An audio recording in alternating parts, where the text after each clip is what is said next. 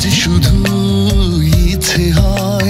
বাংলা সঙ্গীত জগতের এক চিরচেনা নাম আসিফ আকবর। তার নতুন গান ইচ্ছেরা অবশেষে গতকাল ইউটিউবে প্রকাশিত হয়েছে। ইচ্ছেরা আজ ইচ্ছেরা। আসিফ আকবরের সঙ্গে কণ্ঠ দিয়েছেন মুম্বাইয়ের ফেমাস হিন্দি গান বুর্জ খলিফা গানের গায়িকা নিকিতা গান্ধী।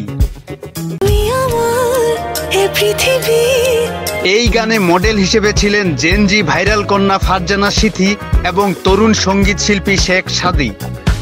এই গানে ভাইরাল কন্যা ফারজানা সিথির অভিনয় ও উপস্থিতি গানের আবেগকে আরো জীবন্ত করে তুলেছে।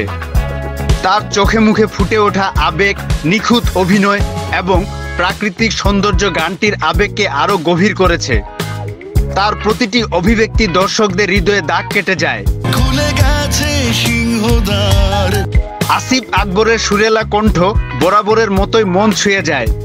তার গায়কী এবং এক্সপ্রেশনে এক ধরনের গভীরতা রয়েছে যা শ্রোতাদের মনকে ভেতর থেকে স্পর্শ করে।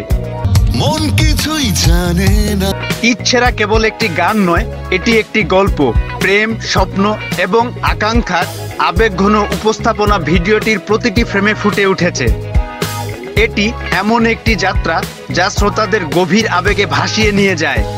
ইচ্ছেরা মুক্তির পর থেকে ইউটিউব সহ বিভিন্ন সামাজিক মাধ্যমে প্রশংসায় ভাসছে।